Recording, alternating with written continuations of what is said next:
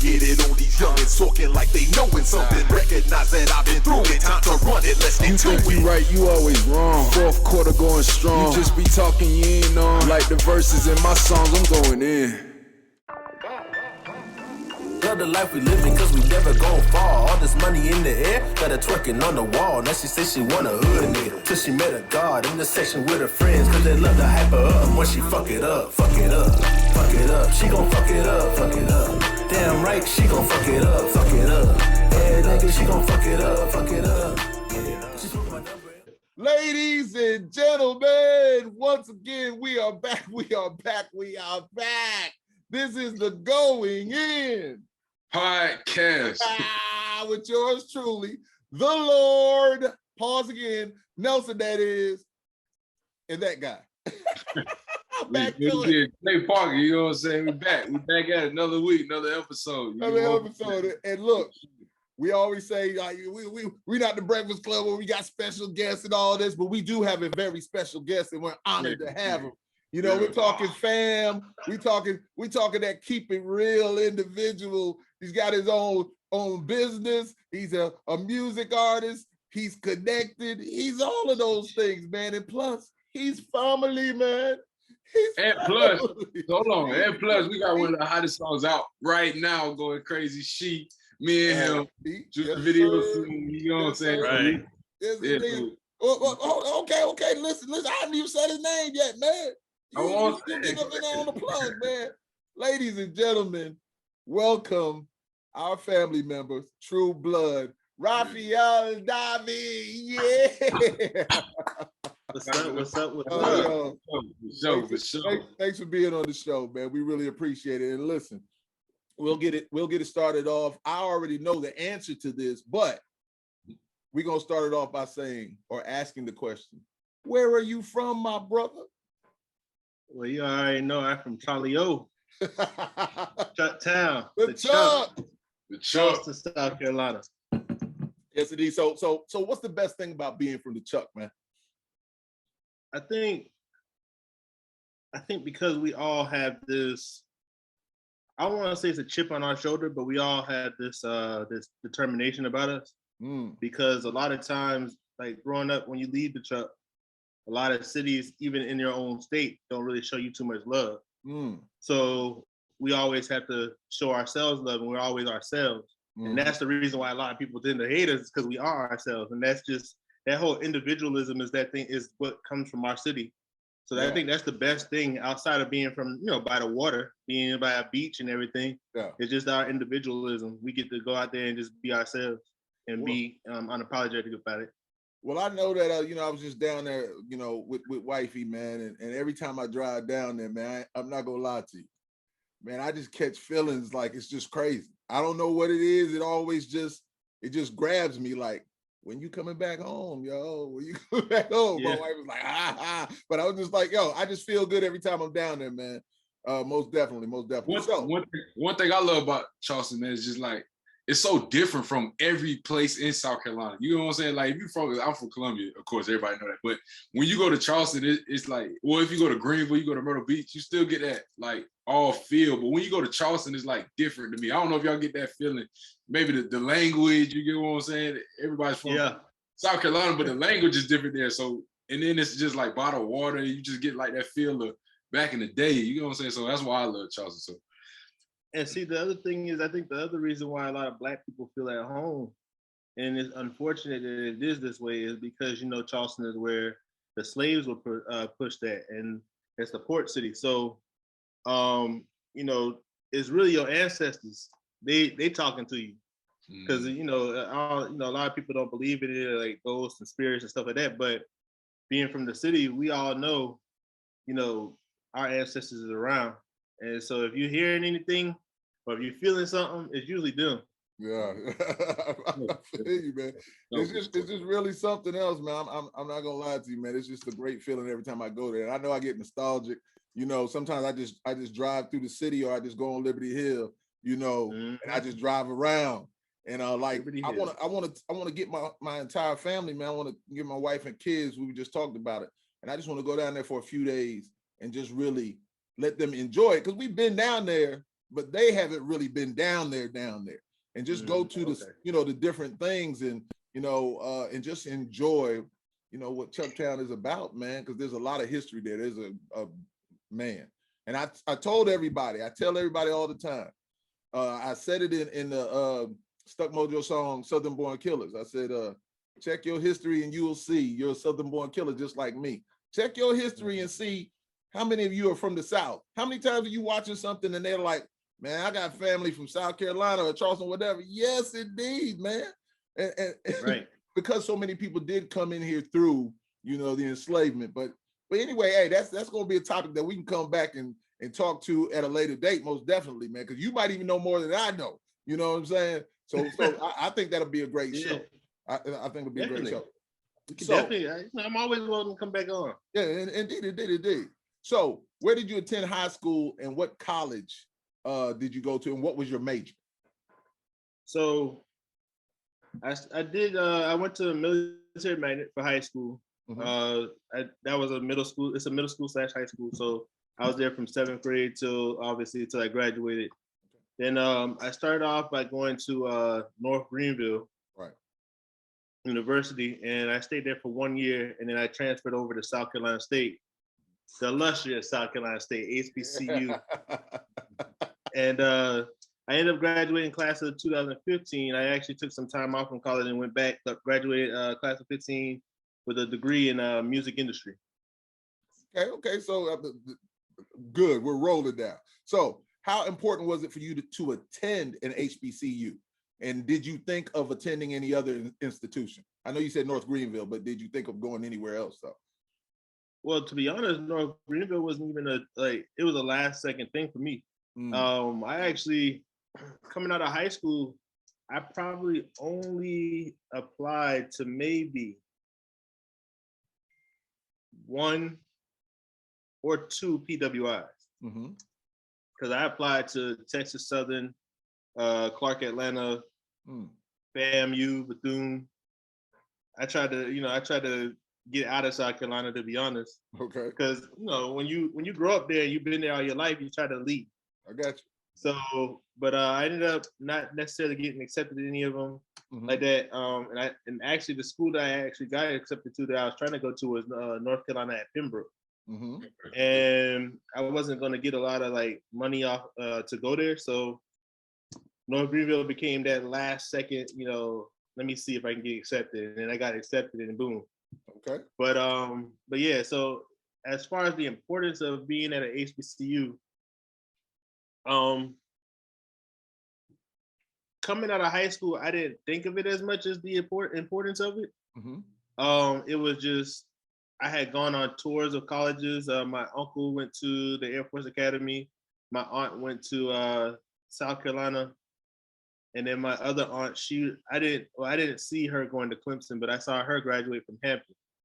So when it came time for me to choose a college, I had gone on a couple of Black college tours. Like I said, I had already been to a few PWIs. Being from Charleston, you go to, you got Charleston Southern, you got College of Charleston. I had been to, like I said, the Gamecocks, Clemson. I had been in those places before. Right. So it wasn't really just, I wasn't picking at HBCU because of the significance or the importance of it. I was picking it because whenever I went to the HBCU, that's where I felt the most at home. Okay. For sure. So it was just like, okay, it became a whole, which one do I want to go to? Which HBCU do I want to go to? So that's kind of how that went. All right, so Jay, I know you're gonna jump in here, but let me get to this question right quick, and then I'll let you get in. So music, what was it that attracted you to study music at SC State? So I was already doing music in high school. So I had been playing music since 6th grade, since I was 10. So I had already been dealing with instruments, writing songs, stuff like that, and I had actually had a group coming out of high school. And so my intention was to be a business major. Okay. That's what I was when I went to North Greenville. I was a marketing major, and then I became a marketing and sports management, and I dropped the marketing. Okay. And so my intentions coming out of high school was to be just an all-around businessman. Write songs, have a rap group, have a label, sell cologne, have shoes, all that stuff. Everything that I'm trying to do now or working towards now, this was my goal. You know what I'm saying? Just at a young age, that was my goal. So when I transferred over to state, I had kind of been fed up with North Greenville, and then I started looking. I was like, man, I don't think I want to be a sports management major. So what do I want to do? I said, well, I'm already doing music. So I started looking at other schools. I did look at Fayetteville State, Virginia State. They had a music program. And then I saw that South Carolina State had one but their music programs were just focused on like certain things like radio or something else. I saw South Carolina State had music industry, and I was like, cool. Let me go to South Carolina State, and then let me go ahead and be a music industry major because I'm already doing that anyway. Indeed. So I just wanted a leg up. Yeah, I got you. Now, you said you was already doing that stuff. Like you had your group, you know what I'm saying? You wanted to do music coming out of high school. Like what influenced that? What made you want to do that? Was it listening to artists? Was it like Master P or you know what I'm saying? People that started their own thing? So in my family, it's so crazy because I'm the only person who's like a true musician in my family. But in my family, I also on my mom's side. So like on that side, they always love music though. So I've always listened to different types of music. My grandpa was listening to, Temptations, Peaches and Nerve, Nat King Cole, all them. And then growing up with young aunts, and my mom was pretty young, and my uncle was about 14 when I was born. So growing up with all of them, I got the other music. So I got the Whitney Houstons, the New Edition, Boys II Men, all that stuff. And then of course with my uncle, we got Biggie and Big Pun and all them. Yeah. So I just been around so much music, it was just like, damn. And then once I started playing it, that opened my eyes to and ears to a whole other realm, because when you start playing music, it's a whole different ballgame. You start turning around and talk about different genres, like just orchestral stuff. You start hearing different sounds. Right. And then you start realizing that different sounds is actually incorporated in the stuff you listen to in the day. So it's just like everything was just it was like a inspired me, you know what I'm saying? So that's kind of how my whole thing was. But if we want to be like pinpoint though, I used to go, when I went to school, a lot of the kids around me were doing music. Mm-hmm. So I was like, all right, so the cool kids is doing music. I could do this. Right. Let me go ahead and write something. So I wrote something. Yeah. And then I rapped it. I had the flip phone, the flip cell phone. Right. I had that thing, and I was like, let me go ahead and do this. I did it over the Walk It Out beat. Right. And I played that shit, and everybody was like, yo, that shit was tough. And I was like, word, all right, well, fuck it. I'm gonna go ahead and do this. See, and that's how it was. People don't know about that generation. They don't know about that Walk It Out, Travis Porter, Waka Flocka. You get what I'm saying? That generation, like when we was coming up, was wild. I'm telling you. What do you mean we don't know? Man, y'all can hear it, but y'all don't know. Easy. No, you're right, but hold on. Let me say this. I thank you for keeping me up on that stuff, because we were right. I'm gonna listen to it. You know what I'm saying? And so I used to be like, man, what's this? What's this? And just see them do what they were doing, man. I was just like, man, amazed. I never disrespected it. Now, of course, it wasn't like the most lyrical, but they still had some lyrical individuals, but it wasn't the most lyrical stuff, but it was fun. It was about dancing and enjoy yourself. I'm sorry, Jay, I didn't mean to cut you off. No, it's crazy because you just said Walk It Out, and it just played like maybe 2 days ago while I was working out in the gym. I was listening, and I'm gonna tell you though, I was listening to Andre 3000 verse because I ain't heard it in a minute. I was like, man, he went crazy. You know what I'm saying? He was talking real stuff on that Walk It Out. It's like he mixed the two. You know what I'm saying? He was talking real stuff, and then at the end he put the dance to it, but I get what you're saying. So yeah, that was wild. That's why I fuck with Andre, and he's actually one of my influences, because with what I had to learn was music has to be fun too. Mm-hmm. Right. And when I first came in, I used to try to be as lyrical as possible. I was writing mostly towards the girls, which I still kind of do, but I was more lyrical. And then I got into my whole conscious phase, and I started writing like that. But then I realized I was like, I can blend the two. And that's why 3 Stacks is like really one of my influences, because he made like Hey Ya was literally a deep ass song, but he made it a dance track. So now you dancing to it, but in actuality, you really need to be listening to what the fuck you be talking about. Right. You know what I'm saying? So like that's why he's one of my inspirations. Him, and then like if we want to be like between Tupac, him, Big Pun, Ice Cube, those are my rap influences. The whole West Coast sound is my influence. I usually tell people I'm like a funk artist because I like that whole G-Funk era. Okay. And then of course the down south twang too. So I mean I'm from the South, so I'ma still love the down south twang, the hi-hats, the how 3-6 usually does their thing. Yes, sir. So that Memphis, Tennessee type sound, Houston, chopped and screwed. So I fuck with it all, but it's just like, and then of course Pastor Troy. I would say Pastor Troy is probably like Troy, man. Troy was my introduction, like my real introduction to like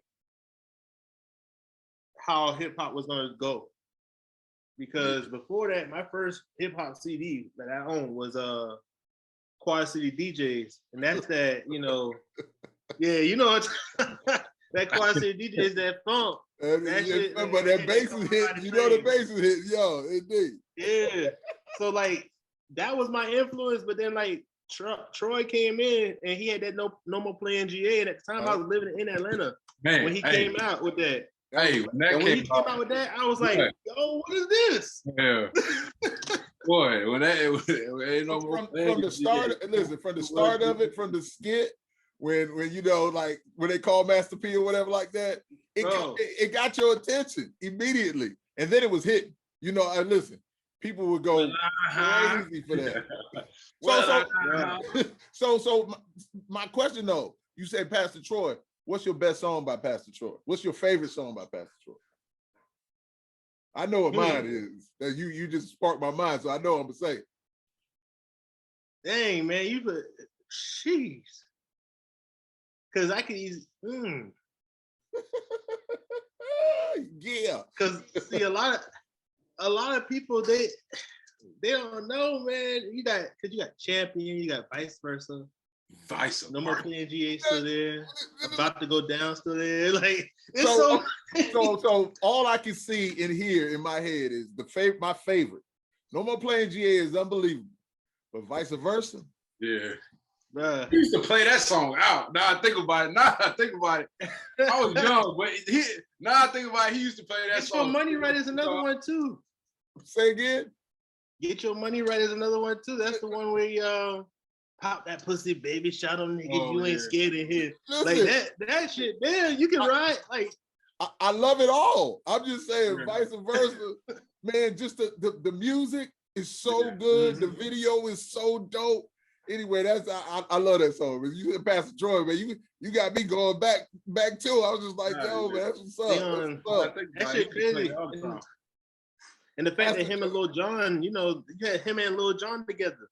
Yeah. Lil Jon, man. When he first came out, it was him and Lil Jon, and they was just like, you got Who, What, When.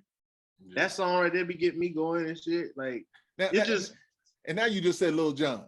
Man, come on, man. I never thought that the Crunk would die. Never. And I'm not saying it's dead, but Lil Jon. And listen, we were coming back from Mississippi. We went to go see my wife's side of the family. And we're coming back from Mississippi. So we roll up in Atlanta, and I always, like, every time I get close to Atlanta, I'm flipping on the Atlanta channel, and so all of a sudden they started playing God dog it, man, I'm old, so forgive me. Who You With? Oh, man, I turned that. I listen. Okay. Some of them were sleeping in the car. I didn't even care. I turned it up all the way, and it was hitting so hard. I was just like, this is amazing. I said, all it is chance and just a good time. I was just like, when I get back home, I gotta make one of these. So when I got back with my crew, which was the first platoon at the time, and I was like, yo, man, we need to make one of these. They were more lyrical. They were just like, man, we not making one of those songs, man. I was like, come on, man, this is what's happening. This is what's popping. I said, we can just do what we do, but let's just get this music like this. So it was just, anyway, but Lil Jon, unbelievable. Lil Jon. Yeah. He held court for a while.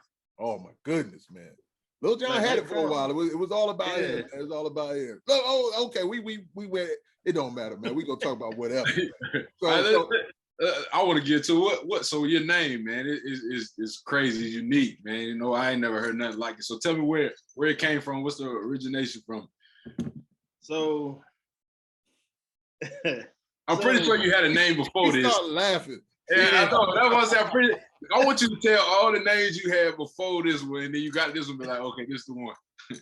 So I was called Champ Valor back in the day. Yeah, that's right. And that's right. So Champ Valor. What was it? Champ Valor? Champ Valor. Yeah, Champ Valor. Okay, Champ Valor. And that, even with that name, I just went by Champ at one point. When I started that group, I was just Champ. Yeah. But then I realized that I think around 2010 when I dropped my first mixtape, I realized that a lot of artists had last names, and I couldn't just put Champ out there because there was so many Champs. Okay. And so I was like, you know what? I need to give myself a last name to kind of make myself unique, and to, when people go and look for my music, they just find it. So Champ Valor was born, and that kind of stuck for about 4 years.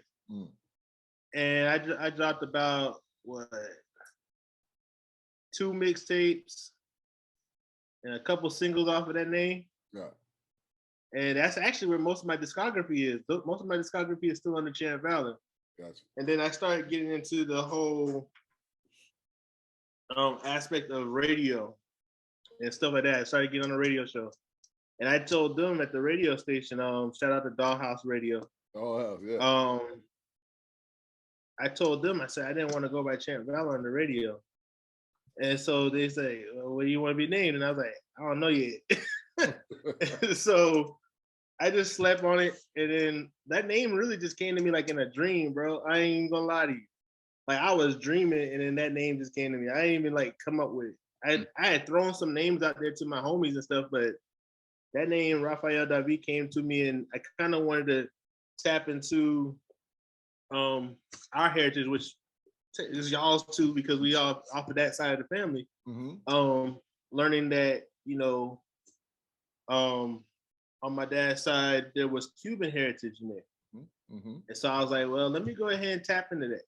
Yeah. And so I was like, all right, well, Rafiel Davi, and it means beloved God of healing. Rafiel is God of healing, and Davi means beloved. And so, in Spanish, you don't turn around and have it Davi Rafael. You got to put it backwards. Gotcha. So that's kind of how Rafiel Davi became the thing. And yeah, man, that's really it. So, okay. So you're a very talented artist as well as entrepreneur. And we definitely applaud you for the grind and hustle you have. So as far as the music goes, what would you say is your style? Because, well, I'll ask the other question later, but yeah, what do you think is your style? It's funk. I'm really I tell people that I'm a soul hop artist. Like it's soul hop mixed with, because it's all versions of soul, like R&B, funk, just that whole style. Except I just do it in more of a rap form. Okay. Like a lot of people, if you tell them that stuff, they think you a singer. But I'm not really a singer. I'm just an all-around artist, but I do it more in the rap form. Soul hop. Yeah, I never heard it before. I like that though. Soul hop. Yeah. You just created something new. Soul hop. Soul hop. Man. Soul hop. So how have you been able to stay so relevant in this wave of new entertainers? Because things are different now. So what are you doing to stay relevant? So I usually try to stay on the behind the scenes side. Like I always take hiatuses. So I'll create momentum. Yeah. And then I'll just fall out. Okay. And then I'll take during those hiatuses, it's not like, oh, I'm just like, trying to be silent or anything like that. I just go behind the scenes.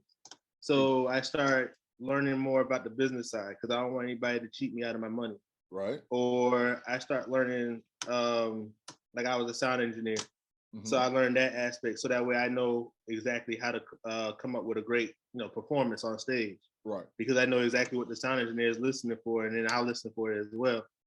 I've done, like I said, I do behind the scenes with film. I go be an extra on a film or a music video set. Yeah. That way I can see how everybody moves. So I do stuff like that whenever I'm in these hiatuses, so that way I can continue to learn something.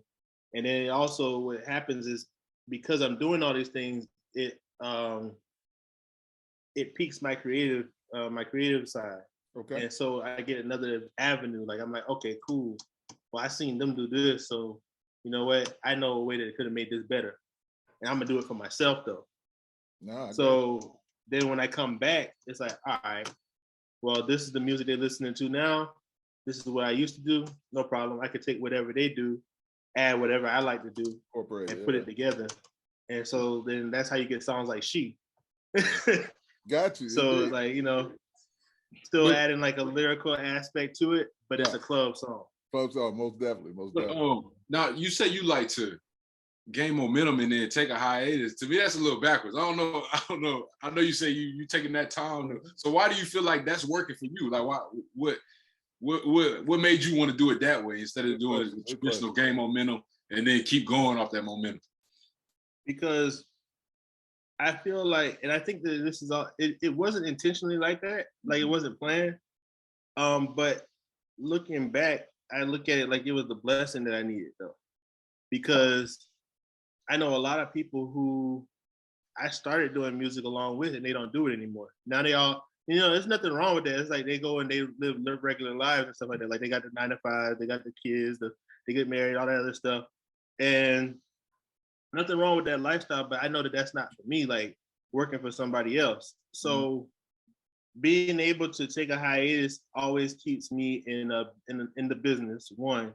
And it also makes sure that I'm doing what I like to do, and that, something that I'm happy doing, because I wouldn't want to be stuck just going back and doing stuff I don't want to do. Yeah. And that's kind of where I see it as a blessing. And then also, because of the hiatus, it keeps me from being stuck in a sound, because when I first started out, I was actually doing a sound that was closer or similar to like how Roscoe Dash and Travis Porter were doing. Mm-hmm. But this is before that sound really got popping. So I was one of those underground artists that was kind of tapping into that sound, that almost techno, but not really, but still 808s, heavy beat, hitting song. I was doing that. But then I realized, if you look at Roscoe Dash and Travis Porter and all them now, they didn't really change up their style. It was the same style. So now we're looking at them as an era of music. Right. And I didn't want to be, and looking back, it's like, damn, I'm not stuck in an era. Right. Now I can turn around and change it up. And a lot of artists can't change it up, or they don't get seen as being able to change it up. But I think that that's also a reason why being underground and independent actually helps you out too. So you can kind of do those hiatuses because there's no expectations. Okay. You just blow up whenever you blow up.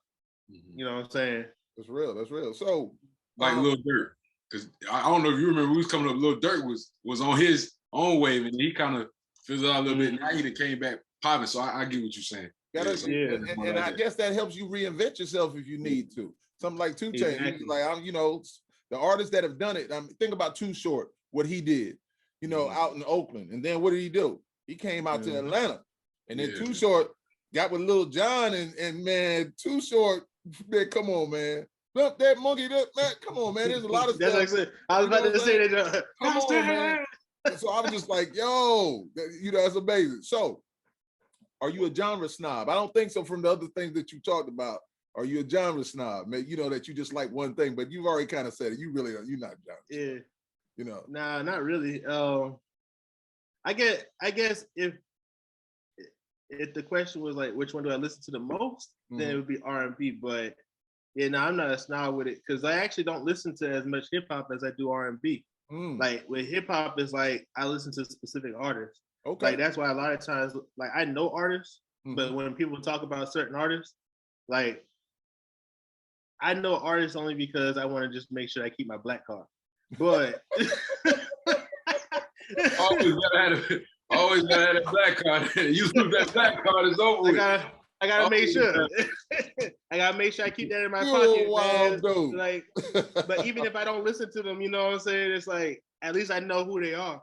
I got you. And but for the most part, when it comes to hip hop, I only listen to certain artists. So like, you know, but luckily for me, most of the artists that I like, other people like too. So like Tupac, Cube, like I said, 3 Stacks, Big Pun. Yeah.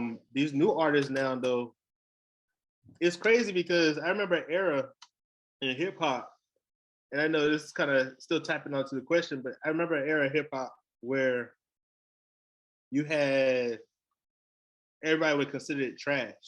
Mm-hmm. Like when Lil B and all them came out. Like a lot of people didn't understand how Lil B was and all that stuff. And I used to start trying to be one of those hip hop purists. Like I was like, oh no, I don't listen to that. You know, I need some lyrical shit. Like, because T.I. was another person that I like to listen to too. Mm-hmm. But like everybody was like, you know, cause I didn't like Gucci, but I like T.I. I didn't like Gucci, but I like Jeezy because I like their lyrics. Yeah.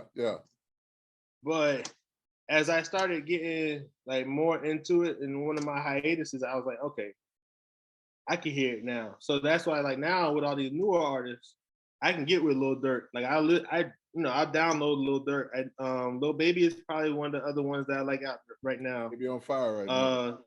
Rest in peace to him. But King Von had some good shit. You know what I'm saying? And I just downloaded his last project. So it's just, you know, listening to these newer artists, you gotta kind of listen to it for what actually entertains you. And so those are the kind of new artists that I listen to. And then I still listen to my older artists, you know what I'm saying? Like I still fuck with anything T.I. drops and shit like that. But you know, like I said, R&B is really what I listen to the most though. Like, I'm not listening to like indie artists. I know you was talking about like Lil B and you didn't like Lil B. It's people who like Lil B when we was growing up, man. And to be honest, Lil B influenced the sound.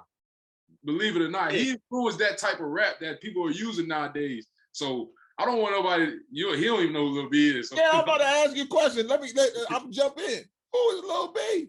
Young bass guy. See, I don't know if I've heard him before.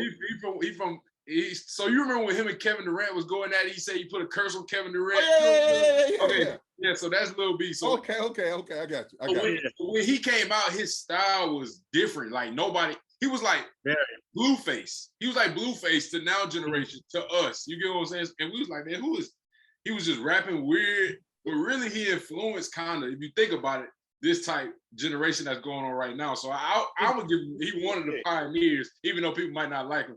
But I had some homeboys that bumped him every time we was at school and all that. So yeah, me too.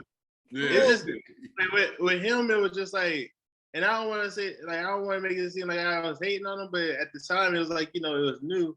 And when you're a musician, everything is based off of a beat. And when you start hearing somebody rap off beat, you like, what is this? Saying, he was the Blueface. He was the Blueface of our generation. Yeah, for sure. For you, like, when you are somebody who's like a seasoned rapper or whatever, like, you've been rapping for so many years or whatever, you start hearing somebody sound like they just started. Exactly. Like they freestyling and they just started like A, B, C. I don't know if I'm a P, P, T. Like when you start hearing that shit, you like, the fuck is this? Hey, listen, turn that shit off. Like, hold on. I like to say, listen, check this out. Here is my old. I've known many because I am a flow dude. I've always believed I got a nice flow. I'm riding that beat. That's me. But here's my thing, real talk. One of the first ones that I was just like, what is this dude doing? It was Silk the Shocker. I was shocked that he wasn't on beat. That was my favorite rapper. That's funny though, because like that's what makes it funny. That's what makes it funny that I thought of that with Lil B because I like Silk the Shocker. So I was like, when I heard Lil B, I was like, hey, listen, Silk the Shocker got better. But his first, like, I want to catch my tongue. But I was like, man, if you don't, I was like, what is he listening to? Or is he listening to the hi-hats? Is he, because he's not listening to, I don't know. I had no idea what he was listening to. And it used to bother me so much because I'm going to be honest with you. When No Limit first came out, Master P first came out, and me, once again, I'm an older dude. I'm I love hip hop. I love the real hip hop. You know, I love flows. I love melodies. I love hip hop. So when Master P first came out, and there's no disrespect to Master P, so I'll get to it. When that Ice Cream Man song came out and I saw that video, I was like, what is this? This is terrible. I was like, this is terrible. And then when he did the, he got that from Mastodon and the Funk Committee. But Master P is my age, so I know that he was listening to the stuff I was listening to. I applaud him and salute him for doing his own thing. I didn't get it at first. But I'm going to tell you this, that ghetto, I had so many of the youngsters, man, they were around me. They were like, man, this true, this, that. And so I really started listening. And then I was like, I had to apologize to Master P because I didn't get it at first, but then I got it. And I was just like, yes, indeed. And let me tell you what really, really got me over. What really got me over is that Ghetto Dope album. Yeah. That Ghetto Dope, you know, respect maximum to my brother-in-law, my Bill Sly, for Lee. He was like, hey, I'm going to buy this for you. You know, he's like, I'm going to buy this for you. He bought that for me, and I bumped that doggone Ghetto Dope for so long. I mean, for so long, because the music was unbelievable, everything about it. So once again, respect maximum to Master P. I was a hater at first. I'm not gonna lie to you. And then, but they all got better. Yeah. And I started saying to myself, like, you know, other than Mystical and of course Mystical Mia X, they had some rappers on that label. Yeah. Master P even got better. On that Ghetto Dope, man, I was like, I'm feeling. Remember they went and got Snoop. Oh man, I mean, come on, man. I don't remember that, but when I watched it, when he was saying the songs that came out under Master P, I was like, oh, okay. I didn't even know he was with that until I seen the interview and you said. So the Snoop albums on, you know, The Godfather and all those things were good, but the one song with Snoop is just one song while he was with No Limit, and you guys know what that song is. What's the song with him and what's the other brother that's in jail? C Murder. Oh, C Murder. C Murder. The one with C Murder on it. Ride for my. Come on, man. Yeah. Man, listen.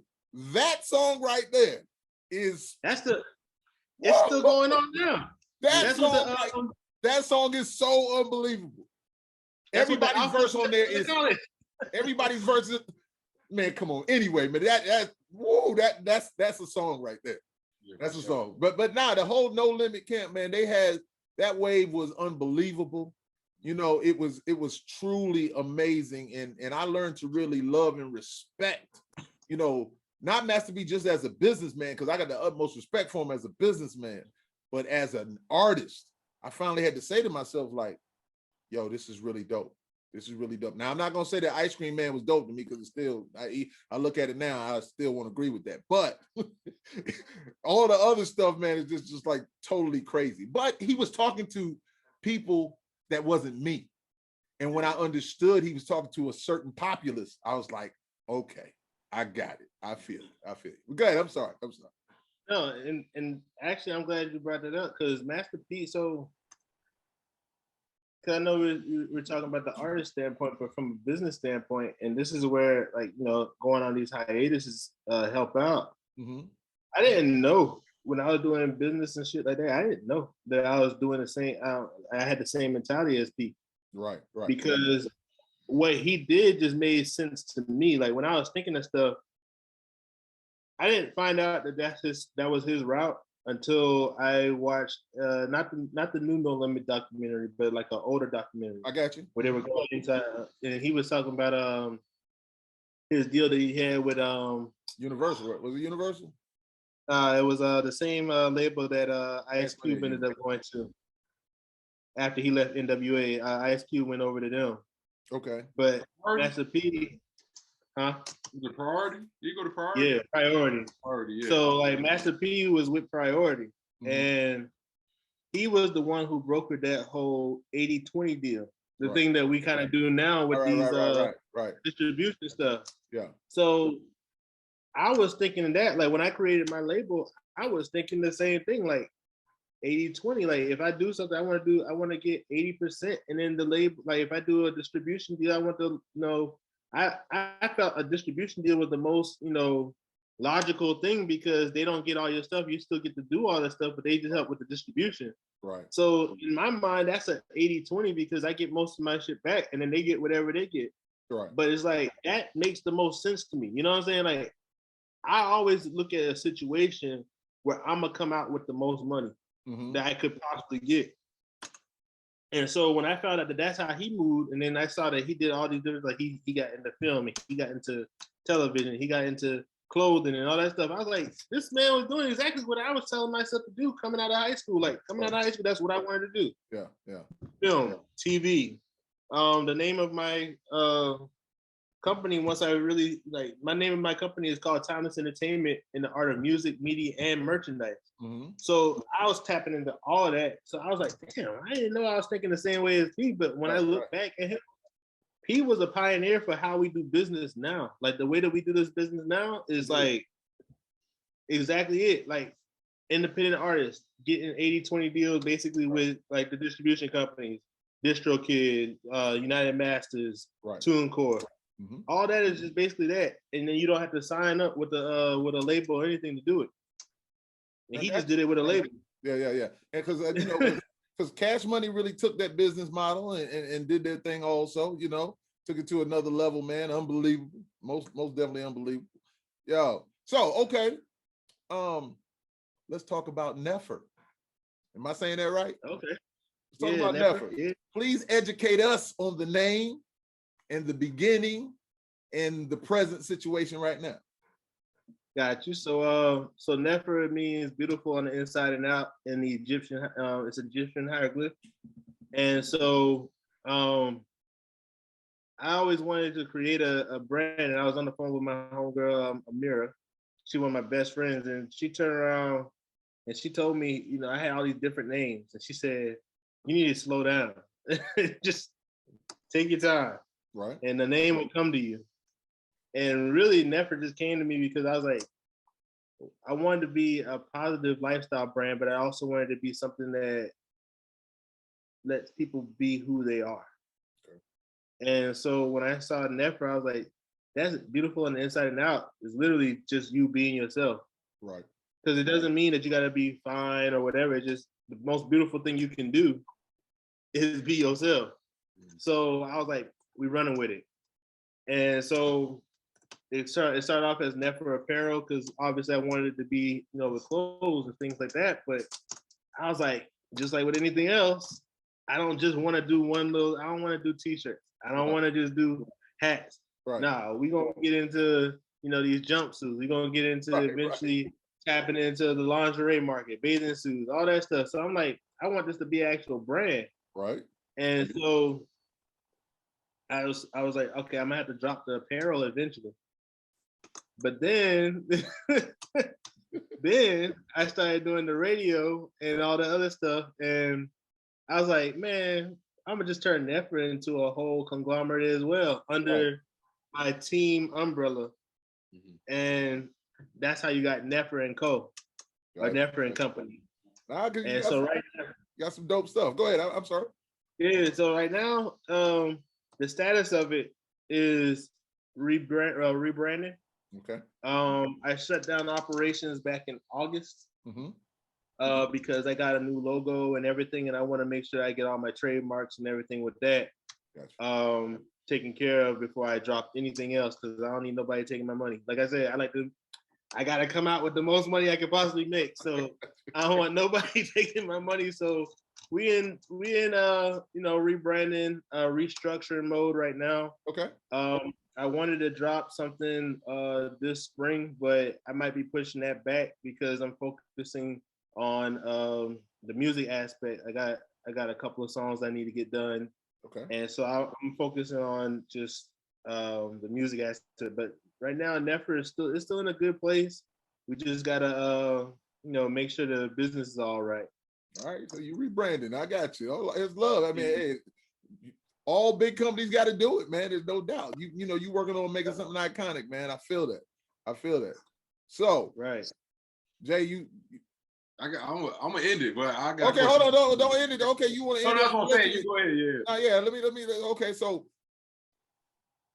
fam, with all you're doing with music and fashion, who are you ultimately trying to reach? Who's your audience? So it's gonna sound so broad or general because obviously my audience is the Black market. Okay. You know, just us, my people. Mm-hmm. Just kind of like how, like when we had Hbcu come out, you know, it was for us, by us. So that's kind of my market. But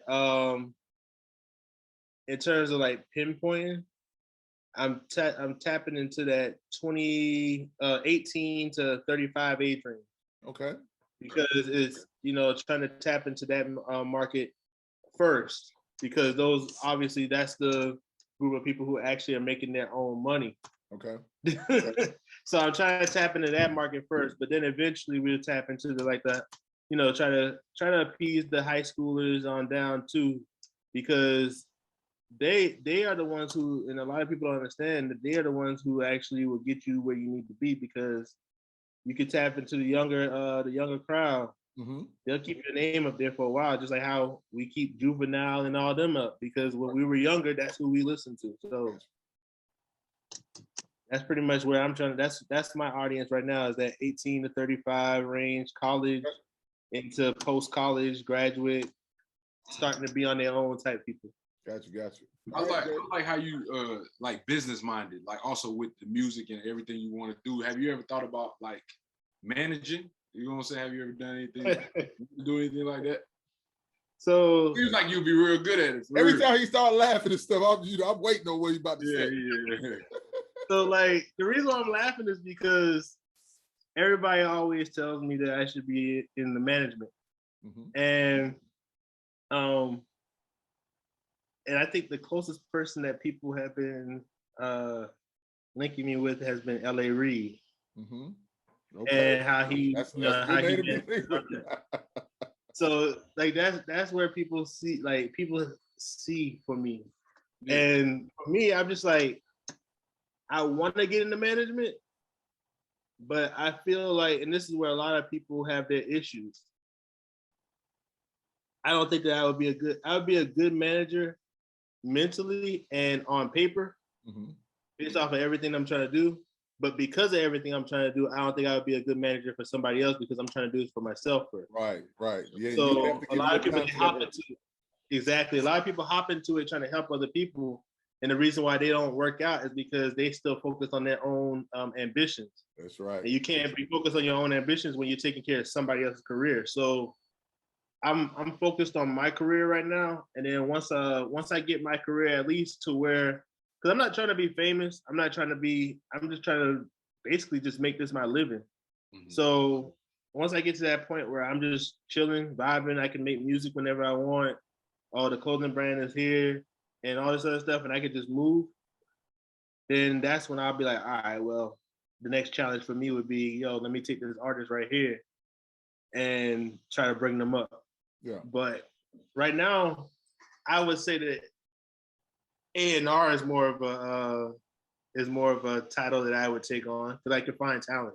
That's nothing to me. Like I know talent before it, breaks off. Like I knew about Tinashe before Tinashe blew up. You know what I'm saying? And I told people, she's gonna blow. But you know what I'm saying? It's just I can see talent before it blows up. So I'd rather do the A&R first before being a manager. So being in it, what's good about being in Atlanta? What's good about the ATL?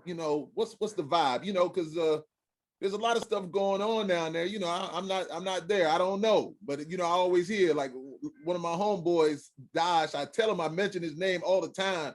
Decatur Dodge, or he's just Dodge now. But he, he's from Atlanta. He's from Zone 6. So he always talks about Atlanta. So what is it about Atlanta that is so attractive that because they got the sound right now, the music. Well, yeah, they still got the sound right now. So what is it? They still do. I think it's, if you're not somebody who's trying to just, actually, even if you are, Atlanta has a lot of what you want for whatever you're trying to do. Mm-hmm. If you're just somebody who's trying to get clout, you can show up to Atlanta and probably pop off into some of these clubs and be around the celebrities and get clout. if you trying to really make a living off of like, the music industry, you can always run into somebody who is doing something that will help you get up there. Like right now, and it's a plug. I'm now the social media manager for an organization called the Basement Unplugged, and we do events around the city. Just last night we had our event called Poetic Jazz, and this Friday we got a event called Soca and Safari.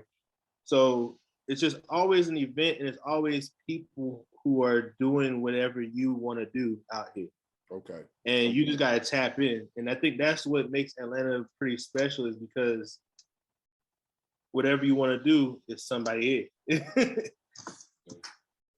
Listen, I asked that question, man, because it's always, even when I was first getting out of high school so many moons ago, everybody was like, I'm moving down to Atlanta. I'm moving to Atlanta. I'm moving to Atlanta. I'm moving to Atlanta. I always looked at Atlanta like, man, okay, Six Flags is down there. You know what I'm saying? It's this, that. But Dash always tells me, he's like, nah, man, Kilo and he'll name so many, Sammy Sam and all these other people that they name. But the only people that I remember from Atlanta back then was MC Shy D. And I think he was from Philly anyway. But Shy D, I know you guys are like, man, what the hell are you talking about? But Shy D was that guy for a minute. That's what I knew from Atlanta, But of course, Outkast, T.I., Goody Mob, even when Ghetto Mafia, man, when they had this, I'm talking some stuff y'all probably don't know, but Ghetto Mafia, man, had that song, Ooh, Ghetto Mafia. Listen, woo-hoo-hoo. Those things when I really started listening, paying attention to Atlanta, I really did. Yeah. That T.I. album, I'm serious. Of course, Outkast. Oh man. And see, but that's the thing. Everybody comes from elsewhere and makes it. Like Ludacris not from Atlanta, Bow Wow not from Atlanta. You know what I'm saying? And hell, Gucci not from Atlanta, Soulja Boy ain't from Atlanta. Yeah. So all these people who's coming from out of state or other cities, they coming into Atlanta and blowing up. They're embracing it. And so exactly. So it's just like they embrace the city, they embrace the community embraces them, and then they just, they blow up. And I think that's where the other thing is the community. Like once you come to Atlanta, you can turn around. A lot of people say, oh, I come out to Atlanta and I'm around this celebrity. But they, and they say, oh, they so regular. And I was like, yeah. I learned when I came out here, somebody told me, they said everybody in Atlanta is a celebrity. Like when you come out here, everybody is a celebrity. Like you could be at my level, and as long as you're good, you can turn around and you connect and stuff like that.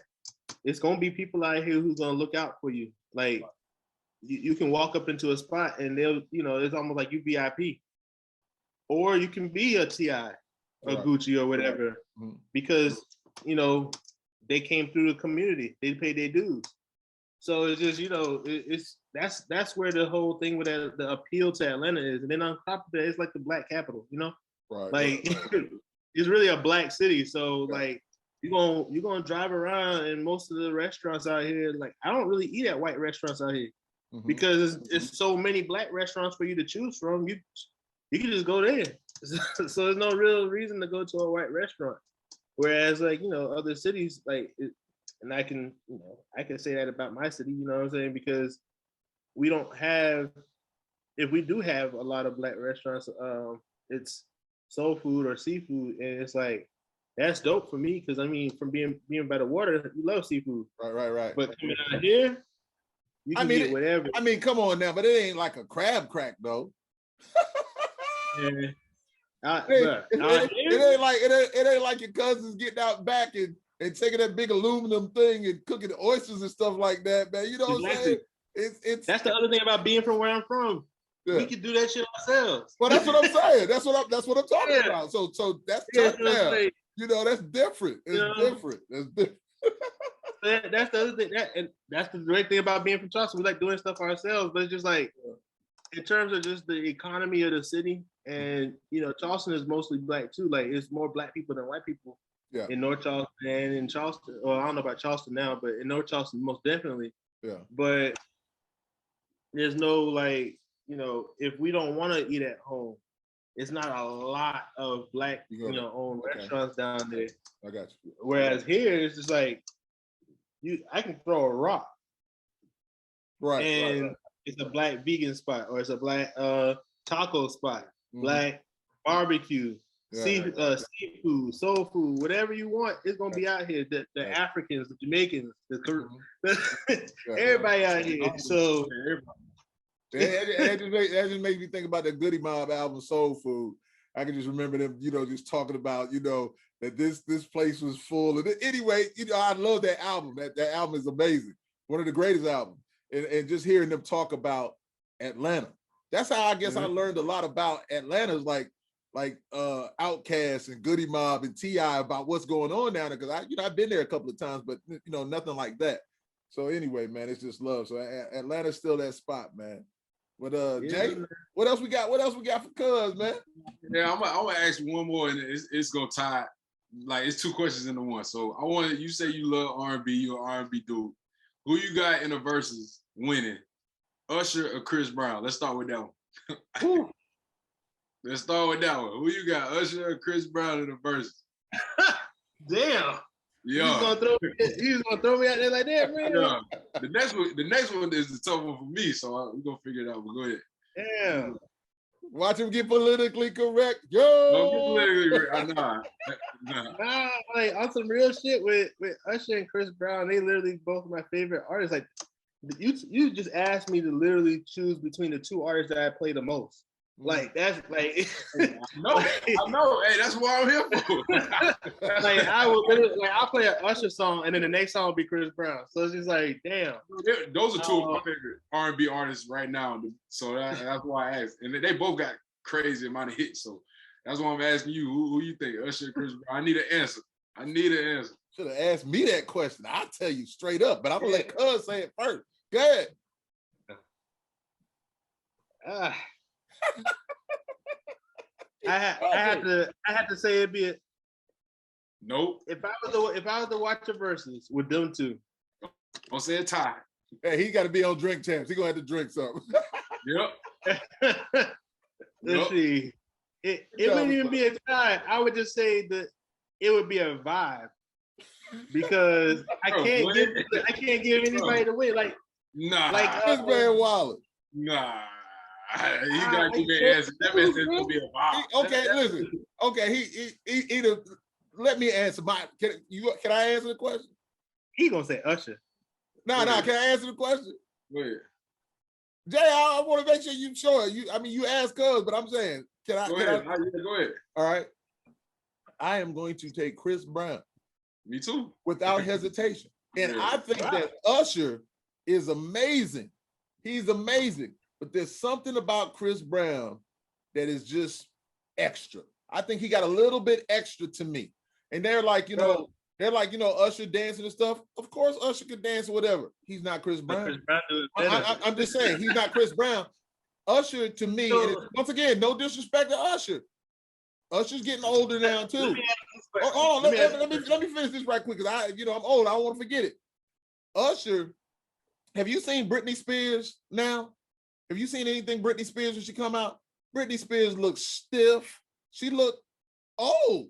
And I'm not saying Usher looks old because Usher is still super dope, but he's not Chris Brown. Chris Brown comes out there breezy like, yo. And what's the last hit he just had? All of them. No, with Young, did he do one with Young Thug? Oh no, he just did one with what was the last one he had out? I forgot. But it's playing right now on the radio. I'm talking about the big hit. Oh, he's talking about Go Crazy with Young Thug. Oh, hey, listen. That song with Young Thug, that Go Crazy song. Oh, yeah. And then it's got a sample from some old. Anyway, man, that's super dope. That is crazy. I love that song. What song is it again? So Go Crazy. Oh, yeah. Okay, yeah. So go ahead. So this is my question to that question real quick before I make a choice. All right. Don't stress yourself out, man. No. He's stressing. That man stressed out. I'm not stressing. I want to make sure I ask the right question because I don't want to have to ask another question to follow up with it. It's 20 songs, right? They get 20 songs on the verse. Yeah. What's gonna be Usher? Give me 3 Usher songs and 3 Chris Brown songs. Confessions. Uh-huh. Yeah. Uh-huh. And